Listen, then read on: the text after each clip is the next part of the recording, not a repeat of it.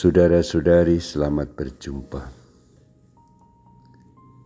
Pada kesempatan ini saya ingin mengajak Anda untuk merenungkan adorasi sebagai saat Tuhan berkata, "Barang siapa menerima seorang anak seperti ini demi namaku, dia menerima aku."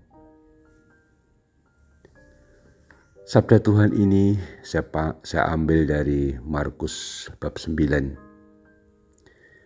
Ketika sebelumnya para murid membicarakan satu sama lain, bahkan mempertengkarkan satu sama lain siapa yang terbesar di antara mereka.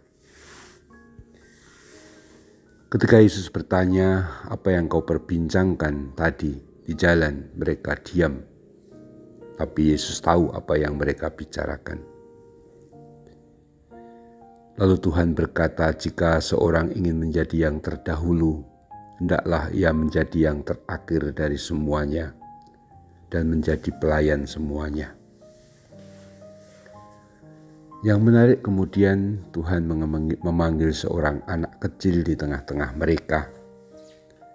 Kemudian ia memeluk anak itu dan berkata kepada mereka, "Barang siapa menerima seorang anak seperti ini demi namaku, dia menerima aku. Dan barang siapa menerima aku, sebenarnya bukan aku yang mereka terima, melainkan dia yang mengutus aku." Kalau kita melihat konteks, jelas sekali bahwa para murid ingin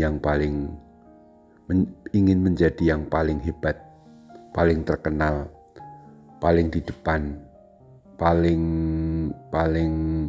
kalau bahasa sekarang ya banyak followernya begitu ya.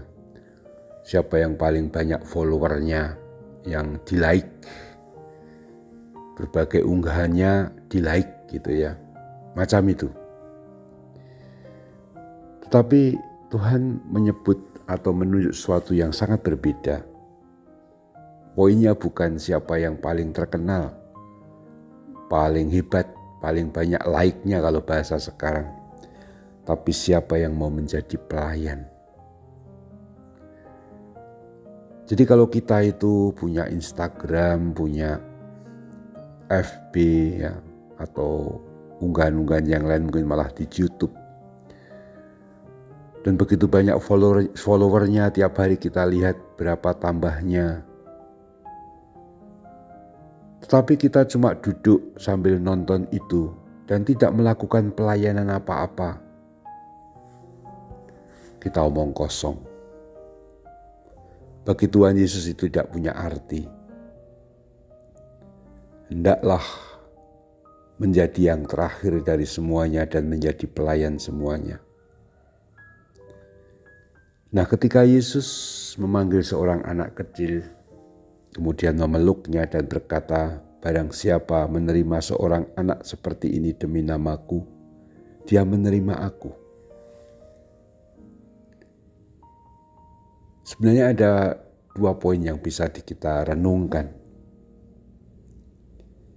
Yang pertama, ketika orang omong mengenai siapa yang terbesar, terpenting, Tuhan justru memanggil seorang anak, memeluk dia.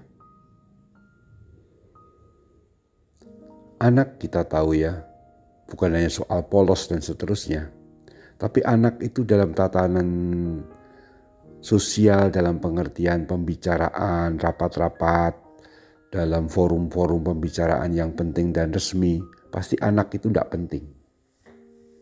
Anak itu disuruh main di luar. Ya.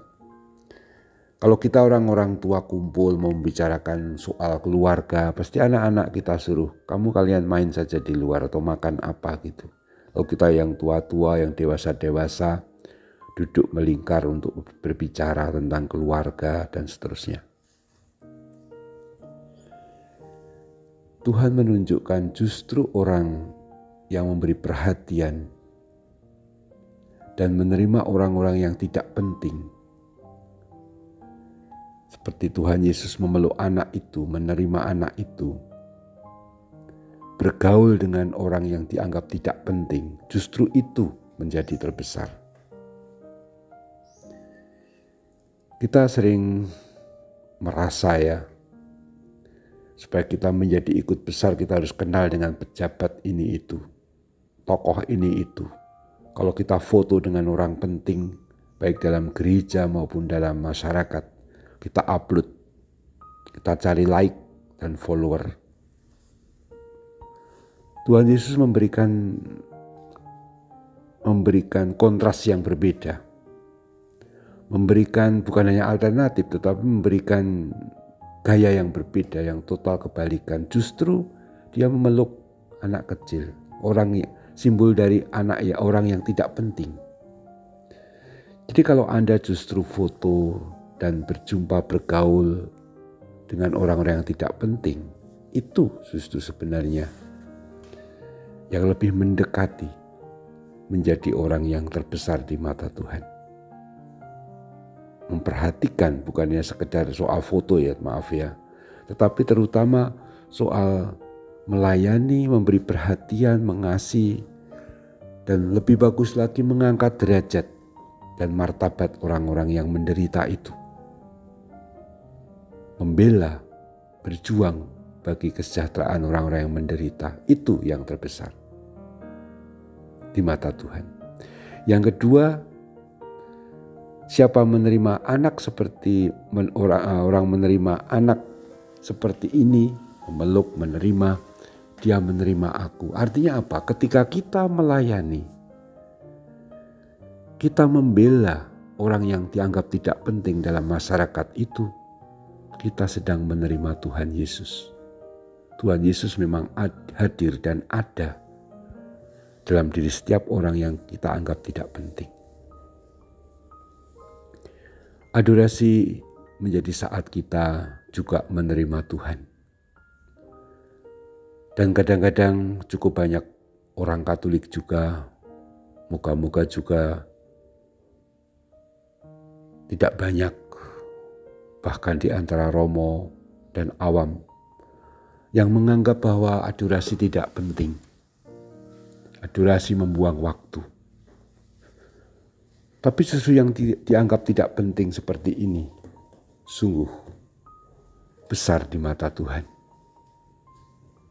Kita melakukan sesuatu yang sebenarnya sangat mulia, dekat dengan Tuhan Yesus.